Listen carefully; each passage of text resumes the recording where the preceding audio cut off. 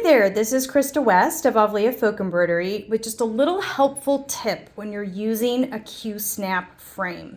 Sometimes when you are working on a finer fabric, the QSnap kind of wants to scoot around a little bit. So here's what I do. I take little scraps of fabric like this, and I usually literally just grab whatever I have lying around. Doesn't have to be fancy. I lay them like this on all four sides. And then I clamp down my QSnaps. It's kind of hard to do it one-handed, exactly the way I would normally. And then I twist them a little bit. I always rotate mine just a bit to kind of get that exact perfect tension. But if you basically do this, it will, oops, let me see if I can do that. Tighten this down.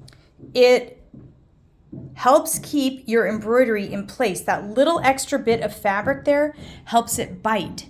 That helps the QSnap to hold in place. And that's what I do. So I just keep these little strips of fabric in my work bag so that if I am working on a finer fabric, I have them at the ready.